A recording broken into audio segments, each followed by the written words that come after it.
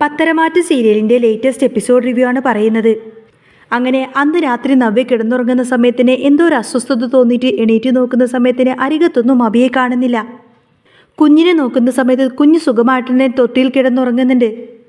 എന്നാലും ഈ നട്ടപ്പാതിരക്ക് അബി എവിടെ പോയി എന്നൊക്കെ ചിന്തിച്ചുകൊണ്ട് തന്നെ നവ്യ ആകെങ്ങനെ ടെൻഷനായിട്ട് ചുറ്റും നോക്കുകയാണ്. ഇനിയൊരു പക്ഷേ അബി എങ്ങാനും ബാത്റൂമിലേക്ക് പോയിരിക്കുമോ എന്നൊക്കെ കരുതി അവൾ അങ്ങോട്ടേക്ക് പോയി നോക്കി. പക്ഷേ ടോയ്ലറ്റിലൊന്നും തന്നെ അബിയെ കാണുന്നില്ല. ഒരു പക്ഷേ വെള്ളം കുടിക്കാൻ വേണ്ടി അടുക്കളയിലേക്ക് പോയതായിരിക്കാം. എങ്കിലും മനസ്സിനെ അകാരണമായ ഒരു ഭയം പിടികൂടുന്നത് പോലെ അവൾക്ക് തോന്നി. അവൾ പെട്ടെന്ന് തന്നെ എഴുന്നേറ്റു. മുറിക്ക് പുറത്തിറങ്ങി. ഹാളിലും ആരെയും കണ്ടില്ല. അപ്പോഴാണ് ടെറസിലേക്കുള്ള വാതിൽ പൂട്ടാതെ കിടക്കുന്നതായിട്ട് അവൾ ശ്രദ്ധിച്ചത്. ശ്രദ്ധിച്ചു നോക്കുന്ന സമയത്തിന് മുകളിലെ ടെറസിൽ നിന്നും അവ്യക്തമായ സംസാര ശബ്ദം കേൾക്കുന്നുണ്ടായിരുന്നു. നവ്യ ശബ്ദമുണ്ടാക്കാതെ ആ ഒരു സ്റ്റെയർ കേസ് കയറിയിട്ട് മുകളിലേക്ക് പോയി. അന്നേരം അബി ആരോടോ ഫോണിൽ സംസാരിക്കുന്ന കാര്യങ്ങളെല്ലാം തന്നെ നവ്യ കേൾക്കാനിടവരെയാണ്. അവൻ്റെ മുഖത്ത് പരിഭ്രമമോ സ്നേഹമോ ഒന്നും തന്നെയില്ല. മറിച്ച് വല്ലാത്തൊരു ക്രൂരതയും പുച്ഛവും നിഴലിച്ചിരുന്നു. നവ്യ ഒരു തൂണിൻ്റെ മറവിൽ നിന്ന് അവനെ ശ്രദ്ധിച്ചു. അബിയുടെ സംസാരമെല്ലാം തന്നെ മറഞ്ഞു നിന്ന് കേൾക്കുകയായിരിക്കും നവ്യ. അബി ഫോണിലൂടെ സംസാരിക്കുന്നത് മറ്റാരോടുമല്ല, അവൻ്റെ ഒരു സുഹൃത്തിനോടാണ്. അതായത് അവനെ സഹായിക്കുന്ന ഒരു സുഹൃത്തിനോട്. പക്ഷേ അബി ഫോണിലൂടെ പറയുന്ന കാര്യങ്ങൾ നവ്യയുടെ കാലിനടിയിലെ മണ്ണ് ഒലിച്ചു പോകുന്ന തരത്തിലുള്ളതായിരുന്നു. എടാ, നീ പേടിക്കാതിരിക്ക്. കാര്യങ്ങളൊക്കെ ഇവിടം വരെ കൊണ്ടെത്തിച്ചത് എൻ്റെ മിടുക്കല്ലേ. ആദർശേട്ടൻ്റെ തലയിൽ ആ കൊച്ചിൻ്റെ അവകാശം വെച്ച് കിട്ടാൻ എനിക്ക് സാധിച്ചു. ഇപ്പോൾ എല്ലാവരും അറിയപ്പെടുന്നത് ചന്തുമോൾ ആദർശേട്ടൻ്റെ കുഞ്ഞാണെന്നാണ്. എല്ലാവരും അത് വിശ്വസിക്കുകയും ചെയ്തു. ആ കുട്ടി ആദർശേട്ടൻ്റേതാണെന്ന്. സത്യം പറഞ്ഞാൽ ആ കൊച്ച് എൻ്റേതാണെന്നെങ്ങാനും ഇവിടെയുള്ളവർ അറിഞ്ഞു കഴിഞ്ഞാൽ ആ നിമിഷം തന്നെ എന്നെ ഇവിടെ നിന്ന് ചവിട്ടി പുറത്താക്കും. എൻ്റെ ഫാമിലി ലൈഫും തകരും. അനന്തപുരിയിലെ സ്വത്ത് കണ്ടു മാത്രമാണ് ഞാൻ ഇവിടെ ഇങ്ങനെ കടിച്ചു തൂങ്ങി നിൽക്കുന്നത്. പിന്നെ സത്യമെങ്ങാനും എല്ലാവരും അറിഞ്ഞു കഴിഞ്ഞാൽ പിന്നെ എൻ്റെ ഇവിടുത്തെ ജീവിതം പോലും തീർന്നു എന്നൊക്കെ ഇങ്ങനെ അബി ഫോണിൽ സംസാരിച്ചു കൊണ്ടിരിക്കുകയാണ്. ഇതെല്ലാം കേൾക്കുന്ന സമയത്ത് തന്നെ നവ്യ ആകെങ്ങനെ ഷോക്ക് ഏറ്റതുപോലെ ആയിരിക്കട്ടോ ഇതെല്ലാം നിന്ന് കേൾക്കുന്നത്. അബി ചിരിച്ചുകൊണ്ട് പറയുന്നുണ്ട്, എടാ, ആ അനഘ ഇപ്പോഴും കോമയിൽ നിന്നും എഴുന്നേറ്റില്ല. അവൾ കോമയിൽ നിന്നും എഴുന്നേൽക്കുന്നതിന് മുൻപ് തന്നെ അവളെ അങ്ങ് തീർത്ത് കളയണം.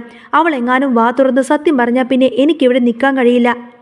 പിന്നെ ഈ അനന്തപുരി തറവാട്ടിൽ നിന്നും ഒരു തരി സ്വത്ത് പോലും എനിക്ക് കിട്ടില്ല. ഇപ്പം ഞാൻ എല്ലാവർക്കും മുന്നിൽ നല്ലൊരാളാണ്. എൻ്റെ ഭാര്യയ്ക്കും എൻ്റെ അമ്മക്കും എല്ലാവർക്കും മുന്നിൽ ഞാൻ നല്ലൊരാളാണ്. തെറ്റെല്ലാം ഞാൻ ചെയ്തെങ്കിൽ പോലും ഇതെല്ലാം മറച്ചു വെച്ചിട്ട് നല്ല വിദഗ്ധമായിട്ട് തന്നെ ഞാനിവിടെ അഭിനയിച്ചു കൊണ്ടിരിക്കുകയാണ്.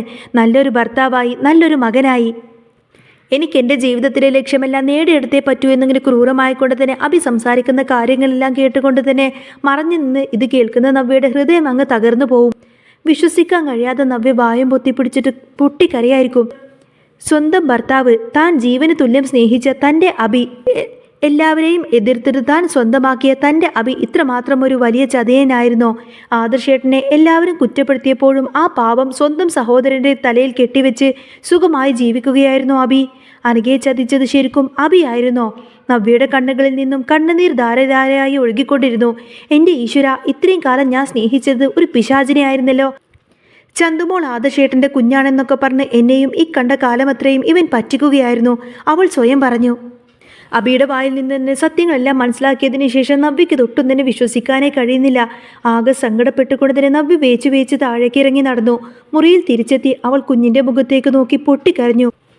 മോനെ, നിന്റെ അച്ഛൻ, അദ്ദേഹം ഒരു ചതിയനാടാ. നമ്മളെല്ലാവരെയും അവൻ പറ്റിച്ചു. ആ അബി ആദർശേട്ടനെ വിവാഹം കഴിച്ചിരുന്നെങ്കിൽ ഒരു പക്ഷേ എനിക്ക് ഈ ഗതി ഒരിക്കലും വരില്ലായിരുന്നു. പണത്തിനും പ്രതാപത്തിനും വേണ്ടി ഞാൻ ഈ കള്ളൻ്റെ കൂടെ വന്നല്ലോ. നവ്യയുടെ മനസ്സ് കുറ്റബോധം കൊണ്ട് നീറി. അല്പസമയത്തിനകം അബി ഫോൺ ചെയ്യലെല്ലാം കഴിഞ്ഞുകൊണ്ട് തന്നെ മുറിയിലേക്ക് തിരികെ വന്നു. നവ്യ എഴുന്നേറ്റിരിക്കുന്നതും കണ്ടുകൊണ്ട് തന്നെ അവനൊന്ന് പതറി. പെട്ടെന്ന് തന്നെ അബി റൂമിലേക്ക് വന്ന് ചോദിക്കുന്നത്, നവ്യെ, നീ എന്തെങ്ങനെ ഉറങ്ങാതെ എഴുന്നേറ്റിരിക്കുന്നത്? കുഞ്ഞുണർന്നോ? അവൻ വളരെ സ്വാഭാവികമായിട്ട് സ്നേഹം നടിച്ചുകൊണ്ട് ചോദിച്ചു. നവ്യ ദേഷ്യം കടിച്ചമർത്തി, ഇല്ല, ഞാൻ വെള്ളം കുടിക്കാൻ എഴുന്നേറ്റതാണ്. നിങ്ങൾ എവിടെ പോയതാണ്? അന്നേരം അബി ഒന്ന് പതറി. ഞാൻ ടോയ്ലറ്റിലേക്ക് പോയതാണ്. അബി കള്ളം പറഞ്ഞു. റൂമിൽ ബാത്റൂം ഉണ്ടല്ലോ? നവ്യ ചോദിച്ചു. ആ, ബാത്റൂമിൽ പോകുന്ന സമയത്തിന് എനിക്ക് കുറച്ച് വെള്ളം കുടിക്കണമായിരുന്നു. അതുകൊണ്ട് ഞാൻ കിച്ചണിലേക്ക് പോയി. അങ്ങനെ വീണ്ടും നവ്യയുടെ മുഖത്ത് നോക്കിയിട്ട് അബി കള്ളം പറയാണ്. അവൻ്റെ മുഖത്തെ കപട സ്നേഹം കണ്ടപ്പോൾ നവ്യയ്ക്ക് ഓക്കാനം വന്നു. എങ്കിലും അവൾ അതൊന്നും തന്നെ പ്രകടിപ്പിച്ചില്ല. താൻ കിടന്നോ? നല്ല ക്ഷീണമുണ്ട് മുഖത്ത്. അങ്ങനെയും പറഞ്ഞ് ഒന്നും സംഭവിക്കാത്ത മട്ടിൽ അബി അങ്ങ് കിടന്നുറങ്ങി. നവ്യയ്ക്ക് ആ രാത്രി ഒരു പോള പോലും കണ്ണടക്കാൻ കഴിഞ്ഞില്ല. അവൾക്കൊട്ടും തന്നെ ഉറങ്ങാനും കഴിഞ്ഞില്ല. അവളുടെ ഉള്ളിൽ പ്രതികാരത്തിൻ്റെ കനലെരുകയായിരുന്നു. പിറ്റേന്ന് രാവിലെ നവ്യ നേരെ നയനയുടെ അടുത്തേക്ക് ചെന്നു. സത്യമല്ല മനസ്സിലാക്കിയതിന് ശേഷം ആയിരിക്കട്ടോ നവ്യ നയനയുടെ അടുത്തേക്ക് ചെല്ലുന്നത്. മുറിയിൽ കയറിയ ഉടനെ തന്നെ നവ്യ അങ്ങ് വാതിലടച്ചു. അന്നേരം നയന അത്ഭുതത്തോടുകൂടി ചോദിച്ചു, എന്താ ചേച്ചി, എന്തിനാണ് വാതിലടച്ചത്? അല്ല, ചേച്ചിയുടെ മുഖം എന്താണ് വല്ലാതിരിക്കുന്നത് എന്നൊക്കെ ചോദിക്കാട്ടോ നയന. ആ സമയത്ത് നവ്യക്ക് എന്ത് പറയണമെന്നറിയില്ല. നേരെ നയനയുടെ അടുത്തേക്ക് ചെന്നുകൊണ്ട് തന്നെ നവ്യ പൊട്ടിക്കരഞ്ഞുകൊണ്ട് ചോദിച്ചു, നയനെ, നിനക്കിതൊക്കെ അറിയാമായിരുന്നോ? അബിയുടെ തനി നിറം നിനക്ക് ശരിക്കും അറിയാമായിരുന്നോ? എന്നോട് കള്ളം പറയരുത്. നവ്യയുടെ ആ ഒരു ചോദ്യം കേട്ടതോടുകൂടെ തന്നെ നയന ആകെ അമ്പരുന്നു. ചേച്ചി എന്താ ഈ ചോദിക്കുന്നത്? അതേ നയനെ, അബി, ആ ചന്തുമോളുടെ അച്ഛൻ അബി തന്നെയല്ലേ? അനഘയെ ചതിച്ചത് എൻ്റെ അബിയല്ലേ? നവ്യയുടെ ചോദ്യം കേട്ടതോടുകൂടി തന്നെ നയന ഒന്ന് ഞെട്ടി. നയന സങ്കടത്തോടെ നവ്യ അങ്ങ് ചേർത്ത് പിടിച്ചു. ചേച്ചി സത്യങ്ങളെല്ലാം തന്നെ അറിഞ്ഞോ? അതെ, ഞങ്ങൾക്കെല്ലാവർക്കും അറിയാമായിരുന്നു ചേച്ചി ഈ ഒരു സത്യമെല്ലാം തന്നെ തിരിച്ചറിഞ്ഞു കഴിഞ്ഞാൽ ആകെ തകർന്നു പോകുമെന്ന്. അങ്ങനെ ചേച്ചീനെ വിഷമിപ്പിക്കാതിരിക്കാൻ വേണ്ടിയിട്ടാണ് ഞങ്ങൾ ഇതെല്ലാം തന്നെ മറച്ചു വെച്ചത്. ചേച്ചി തകർന്നു പോകുമെന്ന് പേടിച്ചിട്ടാണ് ഞങ്ങൾ ആരും ഇതൊന്നും ചേച്ചിയോട് പറയാതിരുന്നത്. ചേച്ചിയുടെ മാനസികാവസ്ഥ ഓർത്ത്. ചേച്ചി ഒരുപാട് ആഗ്രഹിച്ചതിന് ശേഷമല്ലേ അബി ചേച്ചിയെ സ്നേഹിക്കാൻ തുടങ്ങിയത്. അങ്ങനെ ഒത്തിരി സ്നേഹത്തോടു കൂടെ തന്നെ അബി ചേച്ചിയെ അനന്തപുരി തറവാട്ടിലേക്ക് കൂട്ടിക്കൊണ്ടുവന്നതിന് ശേഷം ചേച്ചിയുടെ സന്തോഷം മുഖത്ത് കണ്ടതോടുകൂടി തന്നെ അബി ഒരു നീചനാണെന്നും അബിയുടെ കള്ളത്തരങ്ങളെ പറ്റിയിട്ട് ചേച്ചിയോട് പറയാനൊന്നും ഞങ്ങളെക്കൊണ്ട് കഴിഞ്ഞില്ല. ചേച്ചിയുടെ സന്തോഷത്തിന് വേണ്ടിയിട്ട് മാത്രമാണ് ഞങ്ങൾ ചേച്ചിയിൽ നിന്ന് ഇത് മറച്ചു വെച്ചത് എന്നൊക്കെ പറയട്ടെ നയന. മോളെ, നിങ്ങൾക്കിതെല്ലാം അറിയാമായിരുന്നു അല്ലേ? എന്നിട്ടും ആദർശേട്ടനെ എല്ലാവരും ചേർന്നിങ്ങനെ കുറ്റപ്പെടുത്തിയപ്പോൾ നിങ്ങളത് സഹിച്ചു നിന്നോ? നവ്യ വിതുമ്പി. നയന പറഞ്ഞിട്ട്, അതേ ചേച്ചി, ആദർശേട്ടനും ചേച്ചിയുടെ സമാധാനമായിരുന്നു വലുത്.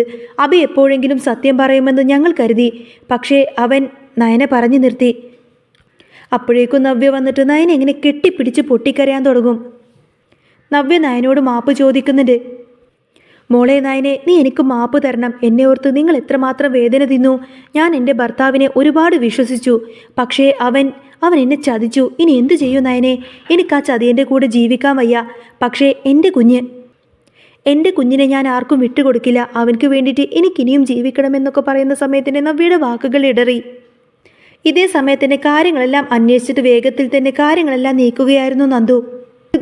അബിയുടെ കള്ളക്കടത്ത് കേസുകളും അനധികൃത ഇടപാടുകളും അന്വേഷിക്കുകയായിരുന്നു. നയന നൽകിയ സൂചനകളും ഒപ്പം ലഭിച്ച നിർണായകമായ CCTV ദൃശ്യങ്ങളും നന്ദുവിന് കാര്യങ്ങൾ കൂടുതൽ എളുപ്പമാക്കി. സ്വർണ്ണക്കടത്തിന് പിന്നിലും അനഘയെ അപായപ്പെടുത്താൻ ശ്രമിച്ചതിന് പിന്നിലും അബിയാണെന്ന തെളിവുകളെല്ലാം തന്നെ നന്ദുവിന് ലഭിച്ചു. ഇനി കാത്തിരിക്കാൻ സമയമില്ലെന്ന് നന്ദു തീരുമാനിച്ചു. നവ്യ സത്യങ്ങൾ അറിഞ്ഞ സ്ഥിതിക്ക് അബിയെ ഇനിയും ആ വീട്ടിൽ വെച്ച് പൊറുപ്പിക്കാൻ കഴിയില്ല. പോലീസ് സംഘവുമായി നന്ദു നേരെ വരുന്നത് അനന്തപുരി വീട്ടിലേക്കായിരിക്കും. അനന്തപുരി വീട്ടിലാണെങ്കിൽ ഹാളിൽ എല്ലാവരും ഒത്തുകൂടിയിരിക്കുകയായിരുന്നു. മുത്തശ്ശിയും മുത്തശ്ശനും ആദർശേട്ടനും അങ്ങനെ എല്ലാവരും ഉണ്ട്. അവിടേക്ക് നന്ദുവും കുറച്ച് പോലീസുകാരും കൂടെ കടന്നു വരും. അബിയെ അറസ്റ്റ് ചെയ്യാനാണെന്നൊക്കെ പറഞ്ഞുകൊണ്ടായിരിക്കട്ടെ നന്ദു പോലീസുകാരെ കൂട്ടിയിട്ട് അങ്ങോട്ടേക്ക് വരുന്നത്. അബിക്ക് നേരെയുള്ള തെളിവുകളെല്ലാം തന്നെ നന്ദു മുത്തശ്ശനും മുത്തശ്ശിക്കും എല്ലാവർക്കും മുന്നിലങ്ങ് ഹാജരാക്കും. അബി അപ്പോഴും തൻ്റെ അഭിനയം തുടർന്നുകൊണ്ടേയിരുന്നു. എന്നെ അറസ്റ്റ് ചെയ്യാനോ? ഞാൻ എന്ത് തെറ്റ് ചെയ്തു? ഇവിടെ എല്ലാവരെയും പറ്റിക്കുന്നത് ഞാനൊന്നുമല്ല, ആദർശേട്ടനാണ്. സ്വന്തം തെറ്റുകൾ എൻ്റെ തലയിൽ കെട്ടിവെക്കാൻ നോക്കുകയാണ് എല്ലാവരും. അവൻ ആദർശിനെ നോക്കിയിട്ട് കുറ്റപ്പെടുത്തി സംസാരിച്ചു. എന്നാൽ അബിയുടെ ഈ നാടകം കണ്ടിട്ട് ഒട്ടും തന്നെ സഹിക്കാൻ കഴിയാതെ മുന്നോട്ട് വരുന്നത് നവ്യ തന്നെയായിരിക്കും. അവൾ അബിയുടെ ഷർട്ട് പിടിച്ചു വലിച്ചുകൊണ്ട് തന്നെ ആ മുഖത്തേക്കൊന്ന് ആഞ്ഞടിച്ചു. നിർത്തടാ നിന്റെ ഈ ഒരു അഭിനയം, മതി. നവ്യയുടെ ശബ്ദം വീടാകെ മുഴങ്ങി. എല്ലാവരും സ്തംഭിച്ച് നിന്നുപോയി. ജലജ ഓടി വന്ന് നവ്യ ഇങ്ങനെ തടയാൻ ശ്രമിച്ചു. എടി, നീ എൻ്റെ മോനെ തല്ലുകയാണോ? നവ്യ ജലജയ്ക്ക് നേരെ തിരിഞ്ഞു. അമ്മയുടെ മകൻ ആരാണെന്ന് നമുക്കറിയില്ല. ഇവനാണ് ശരിക്കും ചന്തുമോളുടെ അച്ഛൻ. ആദർശേട്ടനൊന്നുമല്ല. ഇവനാണ് അനഘയെ നശിപ്പിച്ചത്. ഇവനാണ് കള്ളക്കടത്ത് നടത്തിയത്. അബിയാണ് ഈ തെറ്റുകളെല്ലാം ചെയ്തു എന്ന കാര്യം എനിക്ക് വ്യക്തമായിട്ടുള്ള തെളിവുണ്ട് എന്നിങ്ങനെ നവ്യ അങ്ങ് വിളിച്ചു പറയുന്നതോടുകൂടി തന്നെ ജലജയ്ക്ക് പോലും അത് വിശ്വസിക്കാനേ കഴിയുന്നില്ല. എന്താണ് നീ ഈ പറയുന്നത്? അബി വീണ്ടും നവ്യ ഇങ്ങനെ തടയാൻ ശ്രമിക്കുന്ന സമയത്തിന് നവ്യ പറയുന്നുണ്ട്, മിണ്ടിപ്പോവരുത്. നീ ഇന്നലെ രാത്രി ടെറസിൽ നിന്ന് ഫോൺ വിളിച്ച് പറയുന്നതൊക്കെ ഞാൻ കേട്ടതാണ്. നിന്റെ നാവിൽ നിന്ന് തന്നെ എല്ലാ സത്യങ്ങളും ഞാൻ തിരിച്ചറിഞ്ഞു. നീയാണ് ഇത് ചെയ്തതെന്ന് എനിക്ക് വ്യക്തമായിട്ടറിയാം. ഇനിയും നീ എന്നോട് കള്ളം പറഞ്ഞിട്ട് ഒരു കാര്യവുമില്ല. സത്യമെല്ലാം മനസ്സിലാക്കിയതിന് ശേഷം നവ്യ നേരെ മുത്തശ്ശൻ്റെ അടുത്തേക്ക് ചെന്നുകൊണ്ടതിനെ പറയുന്നുണ്ട്, മുത്തശ്ശ, ഈ കള്ളത്തെമ്മാടിയെ ഇവിടെ നിന്നും അടിച്ചിറക്കണം. ഇവൻ കാരണമാണ് ഈ കുടുംബത്തിന് ചീത്തപ്പേരുണ്ടായത്. ഇവൻ എൻ്റെ ജീവിതം തുലച്ചു. ഇനിയും ഇവൻ്റെ കൂടെ ജീവിക്കാനൊന്നും എനിക്ക് വയ്യ. അങ്ങനെ നവ്യ എല്ലാ സത്യങ്ങളും തിരിച്ചറിഞ്ഞു എന്ന് മനസ്സിലാക്കിയതോടുകൂടി തന്നെ അബിക്ക് പിന്നെ എന്ത് ചെയ്യണമെന്നറിയില്ല. സത്യമെല്ലാം വെളിച്ചത്തായതോടുകൂടി തന്നെ അബിയുടെ മുഖം വിളറി. അവൻ രക്ഷപ്പെടാൻ പഴുതുകൾ നോക്കി. മുത്തശ്ശൻ ദേഷ്യം കൊണ്ട് വിറക്കുകയായിരുന്നു. നന്ദു പറയുന്നുണ്ട്, ഇനിയും ഇവനെ ഇവിടെ നിർത്തിയിട്ട് കാര്യമില്ല, തെളിവുകളെല്ലാം തന്നെ എൻ്റെ കയ്യിലുണ്ട്. എന്നാൽ താൻ പിടിക്കപ്പെട്ടു എന്ന് മനസ്സിലായതോടുകൂടി തന്നെ അവസാനത്തെ അടവുമായിട്ട് അബി നേരെ മുത്തശ്ശൻ്റെ കാൽക്കലങ്ങ് വീണു. മുത്തശ്ശ, എനിക്കൊരു തെറ്റ് പറ്റിപ്പോയി, എന്നോട് ക്ഷമിക്കണം. ജയിലിൽ പോവാനൊക്കെ എനിക്ക് പേടിയാണ് മുത്തശ്ശ. അവൻ പൊട്ടിക്കരഞ്ഞുകൊണ്ട് തന്നെ വീണ്ടും അഭിനയം തുടർന്നു. എന്നാൽ മുത്തശ്ശൻ ദേഷ്യം കൊണ്ട് തന്നെ അവനെ അങ്ങ് തള്ളി മാറ്റി. മാറി നിൽക്കടാ, നീ ഒരിക്കലും എൻ്റെ കൊച്ചുമോനല്ല. നീ ഈ തറവാടിന് വെറും അപമാനം മാത്രമേ ഉണ്ടാക്കിയിട്ടുള്ളൂ. കൊണ്ടുപോ നന്ദു ഇവനെ. ഇവൻ അർഹിക്കുന്നത് ജയിലിലെ അഴികൾ തന്നെയാണ്. എത്ര കാലം വേണമെങ്കിലും ഇവൻ അവിടെ കിടന്നോട്ടെ, അങ്ങനെയെങ്കിലും നന്നാകുമോ എന്ന് നോക്കാം. അങ്ങനെ മുത്തശ്ശൻ നന്ദുവിനോട് അബി എങ്ങനെ എടുക്കാൻ പറയുന്ന സമയത്തിന് ദേഷ്യപ്പെട്ടുകൊണ്ടായിരിക്കട്ടോ നന്ദു അബിയെ കോളറിനെ പിടിച്ചങ്ങ് വലിച്ചഴിച്ചു കൊണ്ടുപോകുന്നത്. അപ്പോഴേക്കും അബി കരഞ്ഞുകൊണ്ട് എല്ലാവരെയും നോക്കുന്നുണ്ട്. പക്ഷേ ആരും അവനെ സഹായിക്കാനൊന്നും വന്നില്ല. സ്വന്തം ഭാര്യ പോലും വെറുപ്പോടെയങ്ങ് മുഖം തിരിച്ചു. SI നന്ദു അവനെ ജീപ്പിലേക്ക് വലിച്ചു കയറ്റി അങ്ങ് കൊണ്ടുപോയി. എന്നാൽ സത്യമെല്ലാം തന്നെ വ്യക്തമാക്കിയതിന് ശേഷം തന്നെ ആയിരിക്കട്ടോ അബിയെ അവിടെ നിന്നും കൊണ്ടുപോയിരിക്കുന്നത്. അബിയെ കൊണ്ടുപോയതിനു ശേഷം ജലജ ആകെ തകർന്നു പോവാണ്. അവർ കുടുംബത്തിന് നേരെ തിരിഞ്ഞു. എല്ലാവരും കൂടിയിട്ട് എൻ്റെ മോനെ കുടുക്കിയതാണല്ലേ, അവൻ്റെ അച്ഛനില്ലാത്തത് കൊണ്ടല്ലേ നിങ്ങൾ അവനെ ഇങ്ങനെ ദ്രോഹിക്കുന്നത്. നിങ്ങൾ ആരും ഇനി സമാധാനത്തോടെ ജീവിക്കില്ല. ജലജ എല്ലാവർക്കും മുന്നിൽ ശാപവാക്കുകൾ ചൊരിഞ്ഞു. മുത്തശ്ശി ജലജയുടെ അടുത്ത് ചെന്നു. ജലജെ, നിന്റെ മകൻ ചെയ്ത തെറ്റുകൾ നീ ഞങ്ങളെ പ്രാഗിയിട്ട് യാതൊരു കാര്യവുമില്ല. അവനെ നേരായ വഴിക്ക് നീ നടത്താൻ ശ്രമിച്ചിരുന്നുവെങ്കിൽ ഇന്ന് ഈ ഗതി ഒരിക്കലും അവന് വരില്ലായിരുന്നു. ഇനിയെങ്കിലും അവന് നല്ല ബുദ്ധി തോന്നാൻ നീ പ്രാർത്ഥിക്ക്, അല്ലെങ്കിൽ പിന്നെ നീയും അവൻ്റെ കൂടെ ഇവിടെ നിന്നും ഇറങ്ങിപ്പോവേണ്ടി വരുമെന്നൊക്കെ പറയട്ടെ മുത്തശ്ശി. മുത്തശ്ശിയുടെ വാക്കുകൾക്ക് മുൻപിൽ ജലജ നിശബ്ദമായി. അവർ കരഞ്ഞുകൊണ്ട് തന്നെ സ്വന്തം മുറിയിലേക്ക് പോയി. ജലജയ്ക്ക് ഒട്ടും തന്നെ സഹിക്കാൻ കഴിയുന്നില്ലട്ടോ പോലീസുകാരെല്ലാം തന്നെ അബിയെ അറസ്റ്റ് ചെയ്ത് കൊണ്ടുപോയത്. എന്നാൽ ഇതേ സമയത്ത് തന്നെ ഹാളിൽ നവ്യ കുഞ്ഞിനെ ചേർത്ത് പിടിച്ച് കരയുകയായിരുന്നു. മുത്തശ്ശനും മുത്തശ്ശിയും അവളുടെ അടുത്തേക്ക് വന്നു. മോളെ നവ്യെ, നീ കരയരുത്, അവന് കിട്ടാനുള്ള ശിക്ഷ കിട്ടി. നീ ഒരിക്കലും തനിച്ചല്ല, നിനക്ക് ഞങ്ങളെല്ലാവരും നിന്റെ കൂടെയുണ്ട്. ഈ വീട് നിൻ്റെയും കൂടിയാണ്. അവനെ പോലൊരു അച്ഛൻ ഏതായാലും നിന്റെ കുഞ്ഞിന് വേണ്ട. നിന്റെ കുഞ്ഞിന് അച്ഛനില്ലെങ്കിലും സ്നേഹിക്കാൻ ഒരു വലിയ കുടുംബം തന്നെ ഇവിടെയുണ്ട്. എന്നെ സങ്കടപ്പെട്ട് നിൽക്കുന്ന നവ്യയെ ആദർശും നയനയും ദേവയാനിയും അങ്ങനെ എല്ലാവരും ചേർന്ന് ആശ്വസിപ്പിക്കാൻ തുടങ്ങി. ഒരു വലിയ കൊടുങ്കാറ്റ് അടങ്ങിയിരിക്കുന്നു. നുണകളുടെ ചില്ല് കൊട്ടാരം തകർന്നു വീണു. ഇനി സത്യത്തിൻ്റെ വെളിച്ചത്തിൽ സങ്കടങ്ങൾക്കിടയിലും അവർക്ക് പുതിയൊരു ജീവിതം തുടങ്ങി. എല്ലാവരും ആശ്വസിപ്പിക്കുന്ന സമയത്തിന് നവ്യ കണ്ണുനീർ തുടച്ചു. അവൾക്ക് മുന്നിൽ ഇനി വലിയൊരു പോരാട്ടമുണ്ട്. പക്ഷേ അതിനൊരിക്കലും അവൾ തനിച്ചല്ല എന്ന ബോധ്യം അവൾക്ക് കരുത്തേകിക്കൊണ്ടിരുന്നു.